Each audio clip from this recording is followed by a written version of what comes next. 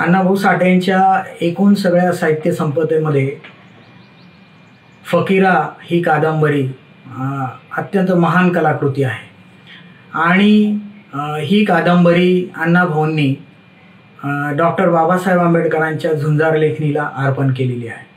अण्णाभाऊ साठे मुळातच कम्युनिस्ट चळवळीत वाढलेले आहेत आणि त्यांचं एकूण जे चरित्र आहे ते कम्युनिस्ट कार्यकर्ता, लोकशाहीर आणि साहित्यिक म्हणून आहे।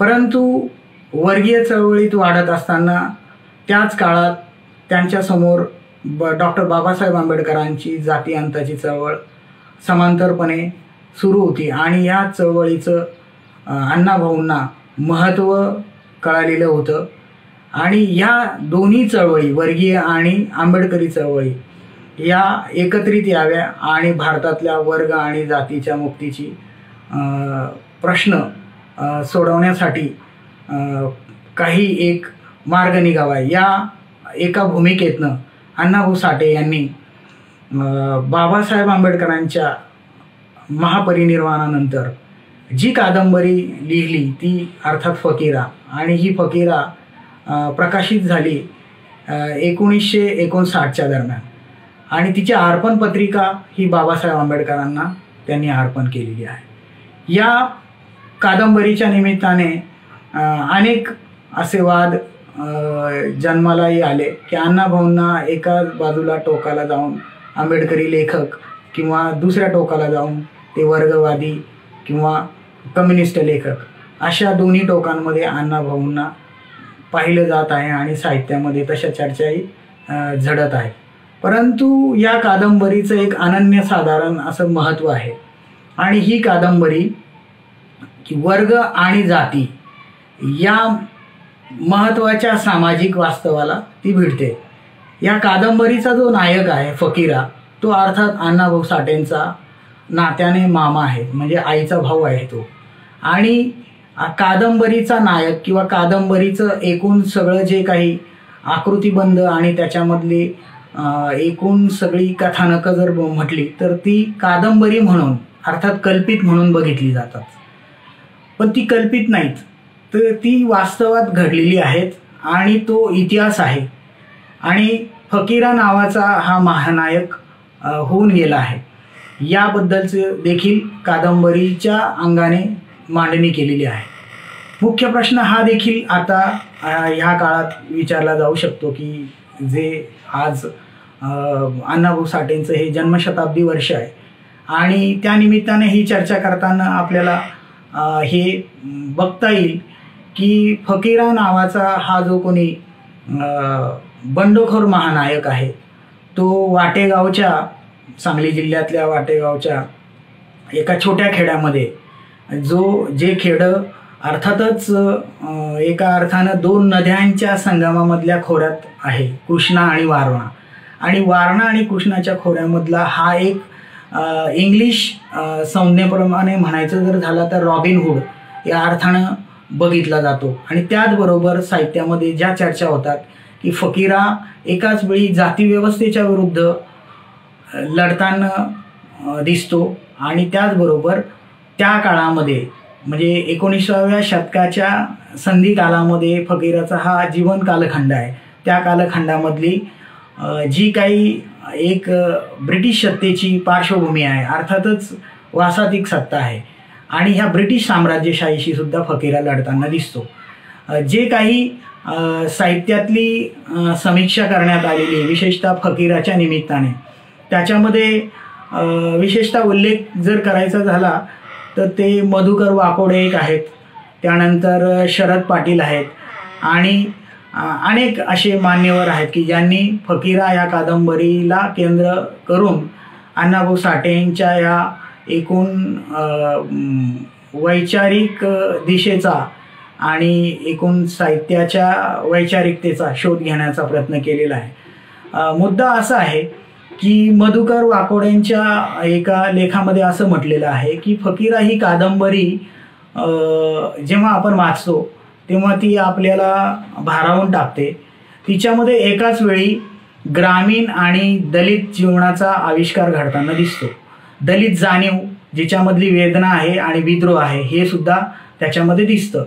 परंतु फकीरा हा जरी ऐतिहासिक नायक असला तरी त्याबद्दलचे ऐतिहासिक पुरावे किंवा तशा पद्धतीची एक ऐतिहासिक मांडणी करण्यासाठी जे इतिहासशास्त्रीय संदर्भ स्रोत घेऊन ती मांडणी करायची असते, अशी मांडणी अद्यापही फकीरा ह्या नायकाबद्दल झालेली नसल्यामुळे फकीरा हा कादंबरीचा नायक मीच आहे या अर्थाने साहित्यामध्ये वाकोडींनी चर्चा केलेली आहे. आणि शरद पाटलांनी मात्र अण्णाभाऊ साठेंच्या बायोक्रिटिक बरोबर त्यांची साहित्य निर्मिती अर्थात फकीरा ह्या कादंबरीची एकूण सगळी स्थिती या अंगानं एक चिकित्सा मांडलेली आहे. ती अर्थातच त्यांच्या माफुआ या नवदर्शनाच्या माध्यमातून ती मांडलेली आहे. शरद पाटील असं म्हणतात की अण्णाभाऊ डाव्या चळवळीत वाढलेले असल्यामुळे आणि त्यांना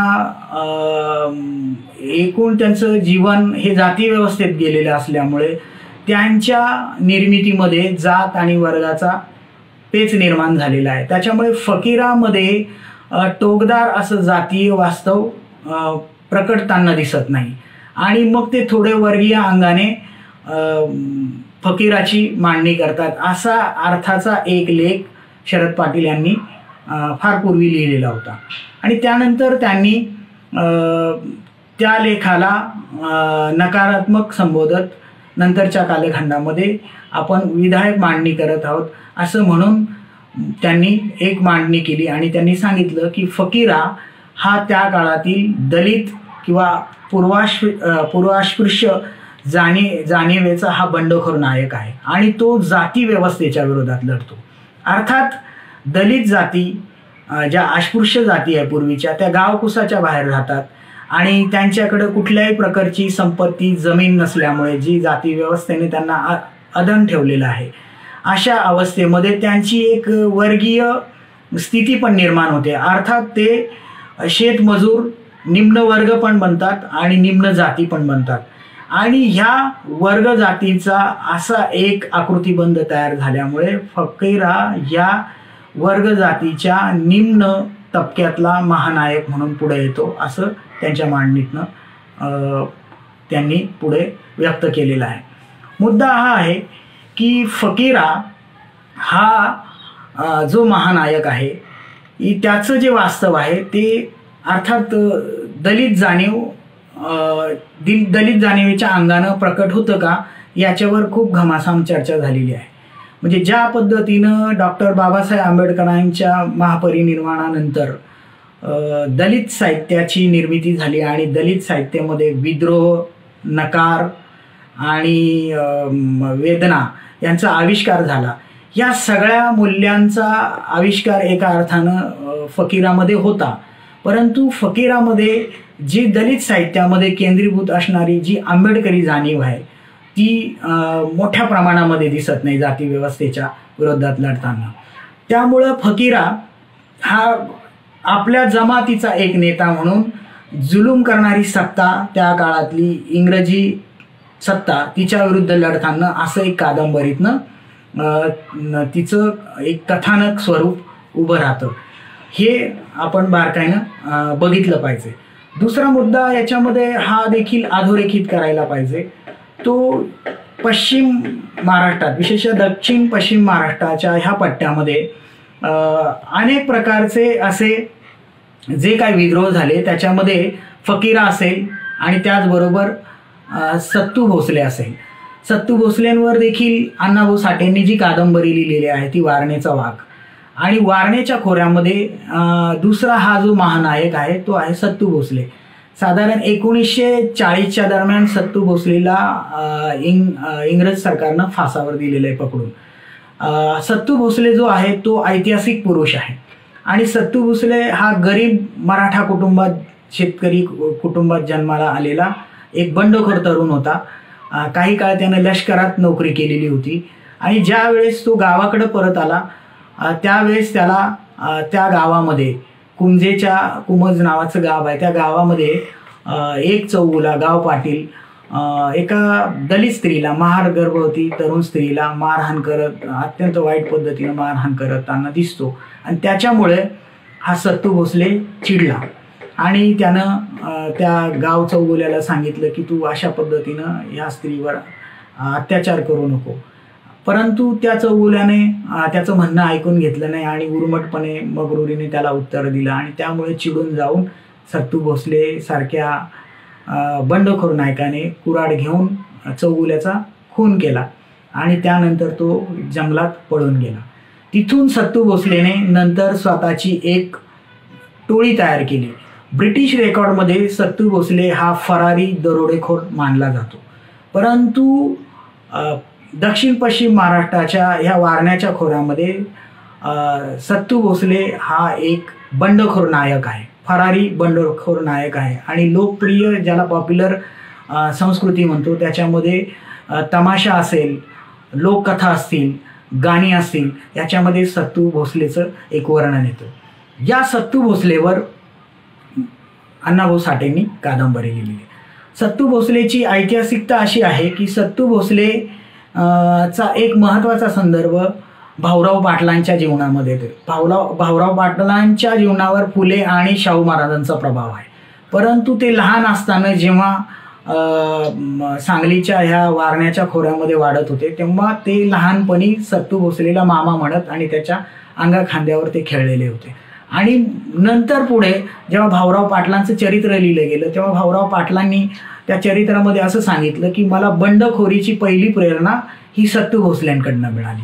तर ह्या सत्तू भोसलेवर अण्णाभाऊंनी वारणेचं वाघ नावाची ही अत्यंत महत्त्वाची आणि अत्यंत प्रेरणादायी अशी कादंबरी लिहिलेली आहे. मला कुठेतरी असं वारंवार जाणवतं इतिहासामध्ये जसं सत्तू भोसले एका अर्थानं क्रांतिकारी बंडखोर नायक म्हणून उभा राहिला, जो ब्रिटिश साहित्यामध्ये ज्याला रॉबिनहूड म्हटलं जातो, तो आपण आजच्या आपल्या जातीच्या समाजामध्ये वेगळ्या पद्धतीनं बघितलं जातं की जो स्त्रियांचा आदर करतो, जो श्रीमंत सावकारांना लुटून त्यांच्याकडची संपत्ती घेऊन आपल्या गरीब जनतेमध्ये जाऊन वाटतो, अशा पद्धतीचा सत्तू भोसले नायक आहे. आणि हा सत्तू भोसले त्या काळामध्ये फकीराचा देखील मित्र आहे आणि अनेक अडीअडचणीमध्ये फकीरा आणि सत्तू भोसले हे एकमेकांना मदत करताना दिसतात. एकदा तर पोलिसांनी घेराव घातल्यानंतर सत्तू भोसले पकडला जाणार अशी स्थिती असते. अशा वेळी फकीरा आपली स्वतःची टोळी घेऊन सत्तू भोसलेला सोडवतो. असंही चित्र कादंबऱ्यांमधून येताना दिसतो. हा सगळा एका अर्थाने इतिहास आहे, पण तो कादंबरीच्या पातळीवर आपल्यासमोर उभा राहतो. म्हणून एक मोठं इतिहासामध्ये लेखन करणाऱ्या नव्या सगळ्या इतिहास संशोधकांना, अभ्यासकांना हे आव्हान आहे की सत्तू भोसलेचा आणि फकीराचा एक वेगळ्या अंगाने शोध घेतला पाहिजे. इतिहासामध्ये एक दुसरं प्रतिबिंब असं दिसतं, मला तर असं वाटतं कधी कधी की जेव्हा पश्चिम महाराष्ट्रामध्ये 1942च्या लढ्यानंतर नाना पाटलांचं जे प्रतीक उभं राहिलं किंवा नाना पाटलांचा जो संघर्ष उभा राहिला, क्रांतिसिंह नाना पाटलांचा संघर्ष, तो क्रांतिसिंह नाना पाटलांचा संघर्ष आणि सत्तू भोसलेचा संघर्ष याचं एक काय म्हणता येईल एक समीकरण आपल्याला साहित्य आणि इतिहासाच्या अंगाने नीट समजून घेतलं पाहिजे. ते खूप महत्त्वाचं आहे. हे एक महत्त्वाची वेगळी अशी जाणीव अण्णाभाऊ साठे यांच्या साहित्यामध्ये आहे की ज्यांना क्रांतिसिंह नाना पाटलांचं आकर्षण आहे आणि त्याचबरोबर सत्तू भोसलेचं देखील आकर्षण आहे. परंतु आपला महत्त्वाचा मुद्दा ह्या सगळ्या अंगानं वारणा आणि कृष्णाच्या खोऱ्यामध्ये आहे. जसा सत्तू भोसले हा शेतकरी मराठा जातीतला गरीब स्तरातला बंडखोर नायक आहे आणि तो जाती व्यवस्थेच्या विरोधात आणि जमीनदारी, शेती, शेतकरी आणि त्यावेळेच्या एकूण वास्तवाच्या विरोधात लढताना दिसतो. आणि त्याची सगळी नियंत्रण व्यवस्था त्या काळामध्ये जाती व्यवस्थेतले शास्ते आणि ब्रिटिश नोकरशाही असं ते एक संयुक्त एक असं शासन आहे, त्याच्या विरुद्ध सत्तू भोसले लढतो. हेच थोडंसं वेगळ्या अंगाने जर बघितलं तर फकीरा हा वाटेगावच्या मांग वाड्यात जन्माला आलेला नायक आहे आणि हा देखील 19व्या शतकाच्या संधी काळाच्या दरम्यानच आहे. त्याच्यामध्येच त्या दरम्यानच फकीराला जेव्हा ब्रिटिश सरकारने दारकोंड करून पकडलं आणि त्याला मृत्यूदंड दिला. अर्थात अण्णाभाऊंच्या कादंबरीमध्ये शेवटाला फकीराचा मृत्यू प्रतिकात्मक मांडलेला आहे. तो ऐतिहासिक अंगाने पूर्णपणे स्पष्टपणे तो मांडलेला नाही आहे. परंतु ही जी काही फकीराची स्टोरी आहे, कथानक जे आहे, ते अनेक लोक मिथ या अर्थानं बघतात, आख्यायिका या अर्थानं बघतात, किंवा लोकांच्या एकूण सगळी जी काही एक जनसंस्कृती असते त्या जनसंस्कृतीमध्ये चालत आलेल्या ज्या काही एकूण परंपरेने मौखिक परंपरा असतात, त्या कथेचा भाग, त्यातल्या गाण्याचा भाग, त्यातल्या दंतकथेचा भाग म्हणून बघतात. परंतु ह्या सगळ्या एकूण लोकसंस्कृतीच्या एक मौखिक परंपरेचा एक आधार घेऊन, त्याचबरोबर अण्णाभाऊंनी मांडलेला कादंबरीतला एक आशय घेऊन आर्काइव्हमध्ये जाऊन आणि वेगवेगळ्या पद्धतीनं जर का आपण हा शोध घेतला तर फकीरा हा ऐतिहासिक नायक आहे हे आपल्याला एक चांगल्या पद्धतीनं जनतेच्या समोर आणता येईल. आज वाटेगावमध्ये हे स्पष्टच आहे की जेव्हा आपण जातो आणि त्या मातंग वस्तीच्या बाजूला जिथं एक अशी गटार वाहते, त्या गटारीच्या बाजूला एक समाधी लागते. ती समाधी अर्थात त्या गावामध्ये आणि पश्चिम महाराष्ट्रामध्ये प्रसिद्ध आहे आणि ती समाधी फकीराची समाधी म्हणून ओळखली जाते.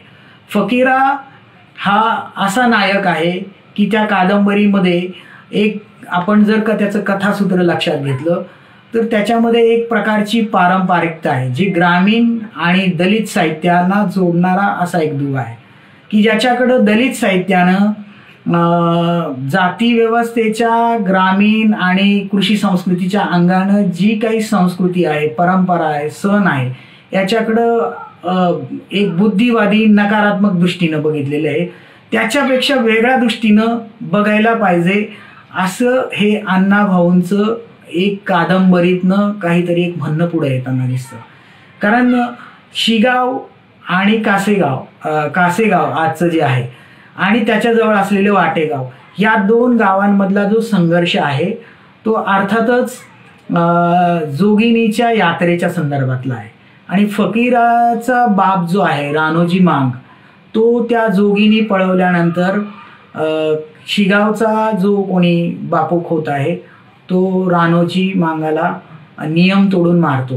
परंतु ही जोगिनी जी आहे आणि तिच्या एकूण ज्या परंपरा आहे त्या शिगावमधनं वाटेगावमध्ये आणून रानोजी आणि फकीरा एक त्या गावाचं जो पंचक्रोशीतला एक जो काही एक वेगळा राष्ट्रवाद आहे तो उभा करतात. आणि ह्या जोगिनीच्या संदर्भातनं जी चर्चा पुढे येते ती अशी आहे, ती अर्थात इंडॉलॉजीच्या संदर्भात आहे.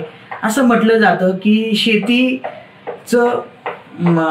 शेतीचं उत्पन्न अधिक चांगल्या पद्धतीनं व्हावं आणि गावावर येणारी जी काही रोगराई असायची त्या काळामध्ये, ज्या पिढा असायच्या त्या दूर जाव्या याच्यासाठी जोगिनीचं एक मातृसत्ताक असं एक जे काही महत्त्व होतं, जे यात्वात्मक होतं, म्हणजे मॅजिकल ज्याला म्हणता येईल, ॲग्रिकल्चर मॅजिकल, तर ते जे काही महत्त्व होतं ते महत्त्व जर आपण गृहीत धरलं तर त्याची एक नेणीव लक्षात घेऊन त्या एका पटलावर हा जो नायक आहे फकीरा उभा राहतो. म्हणजे गावाला एका अर्थानं सुबत्ता आणि हे सगळं देणारी एक जी काही संस्कृती आहे तिचा महत्त्वाचा जो काही भाग आहे तो मातंग वस्ती आहे. मातंग वस्तीचा इतिहास हा सामाजिक अर्थानं वेगळा समजून घेतला पाहिजे. मातंग वस्ती ही गावाच्या शेवटाला असते आणि गावावर ज्या पद्धतीनं चोर, दरोडेखोर, इतर आक्रमण जेव्हा होतात तेव्हा पहिला हल्ला हा मातंग वस्तीवर होण्याची शक्यता असते. आणि त्यामुळे गावकुसाबाहेर असलेली ही जी मातंग वस्ती आहे, या मातंगांना, तरुण मातंगांना गावाच्या वेशेवर लढण्यासाठी उभं केलं जातं, ज्याला वेस्कर वगैरे म्हटलं जातं. महार, पूर्वाश्रमीचे महार जे आज नवबौद्ध आहेत, आणि मांग या दोघांनाही वेस्कर म्हटलं जातं. आणि हे जाती व्यवस्थेची जी काही गावाची रचना आहे त्या गावकुसाच्या बाहेर गावाचे संरक्षण करणारे हे दोन महत्त्वाचे सैनिक आहेत. आणि म्हणून गावासाठी लढता लढता मोठ्या प्रमाणामध्ये मातंग आणि महार बळी गेलेले आहेत. आणि अनेक गावांमध्ये मोठ्या प्रमाणामध्ये तुम्हाला हे दिसेल की ज्याला मांगवीर किंवा मातंगवीर म्हणून जत्रा भरतात. तर ते एका अर्थानं लोकसाहित्यामध्ये आणि संस्कृती अभ्यासामध्ये विरगळ म्हणून अभ्यासले जातात. ते विरगळाचे जे दगड आहेत ते एका अर्थाने जाती व्यवस्थेच्या संदर्भात जर अभ्यास केले तर ते मातंगवीर आहेत. आणि म्हणून हे मातंगवीर जे आहेत ते मातंगवीर गाव कुसाच्या शेवटाला पुजले जातात. ते गावासाठी वेगळ्या अर्थानं बलिदान देतात. त्याच्या एका वेगळ्या स्वरूपामध्ये आपल्याला फकीराकडे बघावं लागणार आहे. फकीरा एकाच अर्थानं तो गावासाठी सुद्धा प्राण द्यायला तयार होतो. त्याच्या जवळची जी संवेदनशीलता आहे, त्याच्या जवळची जी बंडखोरी आहे ती वेगळ्या पद्धतीनं उभी राहते. तर एक इंडॉलॉजीच्या अंगानं जाती व्यवस्थेचं एक अत्यंत खोलवर उत्खनन करण्यासाठी अण्णाभाऊंची कादंबरी किंवा फकीरा ह्या महानायकाचं चरित्र शोधणं अत्यंत गरजेचं आहे, हे मला महत्त्वाचं वाटतं. दुसरी गोष्ट ही देखील समजून घेतली पाहिजे की मगाशी म्हटल्याप्रमाणे की नेमकी जी काही आपण ज्याला आंबेडकरी जाणीव म्हणून बघतोय ती आंबेडकरी जाणीव कादंबरीत जरी नसली, एका अर्थाने दिसत नसली, कारण अण्णाभाऊच्या कादंबरीमध्ये खूप महत्त्वाची गोष्ट लक्षात घेतली जाते. एक समीक्षकांचा आरोप असतो की दलित साहित्यामध्ये जे आंबेडकरी प्रेरणेनं आलेलं साहित्य आहे त्या साहित्यामध्ये आक्रस्ताळीपणा असतो. त्याच्यामधला विद्रोह जो आहे तो अत्यंत नकारात्मक असतो आणि इतर जातींच्या बद्दलचं अत्यंत टोकदार असं वर्णन केलेलं असतं संघर्षाच्या पातळीवरचं. तर हे अण्णाभाऊंच्या कादंबरीमध्ये विशेषतः फकीरामध्ये दिसत नाही. फकीरामधला जो गाव पाटील आहे तो अत्यंत प्रेमळ आहे, तो मराठा आहे. फकीरामधला जो ब्राह्मण आहे विष्णुपंत कुलकर्णी तो देखील अत्यंत प्रेमळ आहे आणि तो फकीरावर प्रेम करतो, मातंग वस्तीवर प्रेम करतो. जेव्हा दुष्काळ पडतो, जेव्हा रोगराई येते आणि सर्वात पहिल्यांदा दलित वस्त्यांमध्ये जेव्हा हाल अपेष्टा सुरू होतात, प्रचंड ओढाताण सुरू होते, अन्न नसतं आणि रोगराईमध्ये तडफडून माणसं मरत असतात, तेव्हा हा जो कोणी विष्णुपंत कुलकर्णी आहे आणि गाव पाटील आहे हा जातीच्या चौकटीत राहत नाही, त्याच्या मानवी संवेदना तो व्यक्त करतो.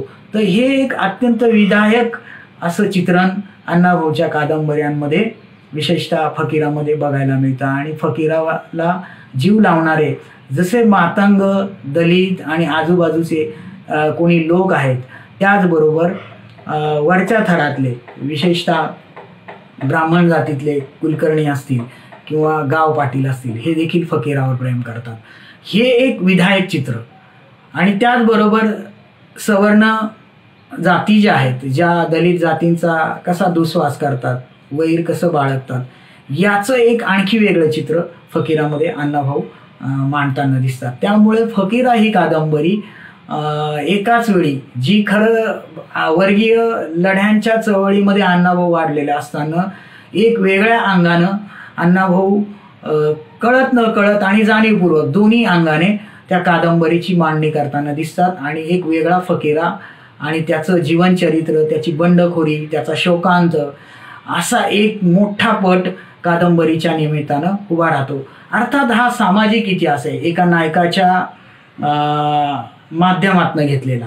आणि हा जो नायक आहे तो देखील काल्पनिक नाही आहे, मीथ म्हणावा. कारण मीथ जर म्हटली तर त्याच्यामध्ये काहीतरी ऐतिहासिक तथ्य असतं, त्याच्यामध्ये सत्याचा भागही बराचसा असतो आणि त्याच्यावर काही कल्पितता आरोपित केलेली असते किंवा ती कल्पिततेचं त्याच्यामध्ये समन्वयन झालेलं असतं. पण मग मीथ म्हणून जरी बघायचं म्हटलं तरी ती एका अर्थानं अशी मीथ देखील नाही आहे. कारण फकीरा हा ऐतिहासिक नायक आहे याच्याबद्दल तर वाद असू शकत नाही, परंतु फकीरा ज्या पद्धतीनं असं मांडलं जातं की जशा अर्थानं तंट्या भिल आहे, जशा अर्थानं राघोजी भांगरे आहेत, असे जे एक नायक आहेत, अशा नायकांचे इतिहास आणि साहित्याच्या पातळीवर जो शोध घेण्यात आलेला आहे तसा शोध अण्णाभाऊंच्या ह्या कादंबरीनंतर ना दलित साहित्यिकांनी घेतला ना ग्रामीण साहित्यिकांनी घेतला किंवा इतर कोणी घेतलेला दिसत नाही.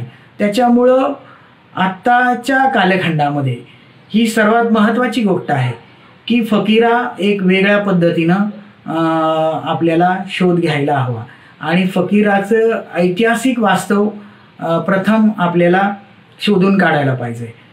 त्याचबरोबर सामाजिक इतिहासाच्या दृष्टीनं जातीव्यवस्था, त्या काळातील ब्रिटिशांचं राज्य आणि जातीय उतरंडीमधील सामाजिक संबंध, त्याच्यामधले शोषणाचा पट, हा सगळा संदर्भ घेऊन सामाजिक इतिहासाच्या दृष्टीनं फकीरा हा महानायक कसा आहे याची एक नवी उकल अण्णाभाऊच्या कादंबरीच्या निमित्ताने करायला पाहिजे. अर्थातच सध्या अण्णाभाऊ साठेंच्या जन्मशताब्दीचं वर्ष आहे आणि त्याच निमित्तानं महाराष्ट्रामध्ये ज्या काही चांगल्या सांस्कृतिक आणि सामाजिक वेगळ्या घडामोडी होत आहेत त्याच्यामध्ये अशा काही घटना देखील घडत आहेत. आणि त्याच्यात एक महत्त्वाची घटना अशी देखील आहे की आता फकीराच्या स्मारकाच्या चांगल्या काय म्हणूया आपण पुनर्मांडणीसाठी किंवा फकीराचं स्मारक उभं करण्यासाठी स्मारक समिती देखील नेमली जाते आणि कार्यकर्ते मोठ्या प्रमाणामध्ये पुढे येतात आणि काम करायची तयारी दाखवत आहेत. ही चांगली आशादायी गोष्ट आहे. परंतु ही प्रतीकाच्या पातळीवर आणि केवळ पुतळे आणि स्मारकाच्या पातळीवर सीमित राहू नये असं कायम वाटतं. कारण जातीव्यवस्थेच्या आणि आपल्या एकूण विविध विषमतेच्या समाजामध्ये प्रतीकांची, अस्मितेची, जाती अस्मितेची लढाई ही आपल्याला मुक्तिदायी लढ्याकडे घेऊन जात नाही. आणि म्हणून जो आपण फकीराच्या स्मारकाच्या उभारणीच्या निमित्ताने जो काही शोध आपण सुरू केलेला आहे तो शोध फकीरा हा इतिहासातला कसा महान नायक आहे आणि तो जातीव्यवस्थेविरुद्ध आणि इंग्रजी राज्याविरुद्ध, ज्याला वासातिक राज्य म्हणतात, या दोघीही विरुद्ध कसा लढतोय आणि तो लढत असताना सत्तू भोसलेला ज्या पद्धतीने ब्रिटिशांनी पकडून मारलं त्याच्यापेक्षा वेगळ्या पद्धतीनं फकीराला पकडलं आणि मारलं. याच्यात फरक असा का घडला तर त्यात सर्वात महत्त्वाची गोष्ट अशी होती की ब्रिटिश आल्यानंतर अनेक लढणाऱ्या जातींना, भटक्या जातींना, दलित जातींना त्यांनी 1871चा कायदा करून गुन्हेगारी जातीमध्ये समाविष्ट केलं. अर्थातच मातंग जात किंवा मांग जात जी आहे ती गुन्हेगारी जात नव्हे संपूर्ण जाती व्यवस्था एकूण सगळ्या इतिहासात पाहिलं तर. परंतु ब्रिटिशांनी मांग जातीला गुन्हेगारी जातीमध्ये टाकलं आणि मग तिची कायम हजेरी घेणं आणि त्या पद्धतीचा पोलिसी जाच आणि मग ब्रिटिश नोकरशाहीमध्ये आणि एकूण सगळ्या पोलिसी व्यवस्थेमधली जी दमन यंत्रणा आहे त्या दमन यंत्रणेचा वरवंटा जो आहे तो मातंग वस्त्यांवर, मातंग समुदायांवर कसा फिरतो याचा एक ऐतिहासिक पृष्ठभूमीचा भाग फकीरा ह्या कादंबरीला आहे. त्यामुळं इंग्रजांचं जे राज्य आहे ते जाती व्यवस्थेच्या पायावर कसं उभं राहिलं आणि त्याचा एक दलित दृष्टिकोन कसा आहे इंग्रजांच्या विरुद्ध लढताना तो फकीराच्या निमित्तानं तपासायला पाहिजे. त्याला जाता जाता दुसरा संदर्भ हा देखील द्यायला पाहिजे. तो असा आहे की महात्मा फुल्यांचे जे तालमीतले गुरु आहेत लहुजी वस्ताद साळवे त्यांच्याबद्दल हेच म्हणता येईल की ते देखील म्हणजे मातंग जातीचे एक नायक आहे मी असं त्यांना मुळीच बघत नाही. ते आपले राष्ट्रनायक आहेत. परंतु ते केवळ राष्ट्रनायक नाही तर ते जाती व्यवस्था विरोधी लढ्याचे पण नायक आहे. कारण ते फुल्यांच्या सत्यशोधक लढ्याचे एक महत्त्वाचे ऐतिहासिक नायक आहेत ते. पण आत्ताचं जे काही इतिहासाचं विकृतीकरण केलं जातं त्याच्यामध्ये लहुजी वस्ताद यांना राष्ट्रनायक करताना त्यांना टिळकांचे, वासुदेव फडकेंचे गुरु करून पेश केलं जात आहे आणि एक वेगळ्या पद्धतीचं संस्कृतीकरण केलं जात आहे किंवा एक सांस्कृतिक राजकारण उभं केलं जात आहे. तर हा धोका जर लक्षात घेतला तर ह्या धोक्यापासून वाचायचं असेल तर फकीराची जी काही आपल्याला त्याच्या स्मारकाच्या निमित्तानं आणि इतिहास आणि एकूण सगळी काय म्हणू एक संशोधनपर अशी शोध मोहीम राबवायची असेल तर आपल्याला ह्या धोक्यापासून निश्चित वाचण्याची गरज आहे. त्याच्याबद्दल आपण अधिक सावध राहायची गरज आहे. आणि जे काही मी ऐकतोय किंवा पाहतोय त्याच्यात असं दिसतंय की फकीराला राष्ट्रवीर म्हटलेलं आहे. आत्ता अर्थातच राष्ट्रवाद याच्या अत्यंत विवेकाला सोडून जाणाऱ्या चर्चा सुरू असताना राष्ट्रवीर म्हणून फकीराला बघायचं का फकीराला एक मानवतेचा बंडखोर नायक म्हणून बघायचं, या अर्थाने देखील आपण विचार करायला पाहिजे. आणि हेच एक वैचारिक असं जे मंथन या निमित्ताने होईल ते आपल्याला महत्त्वाचं असेल असं मला वाटतं.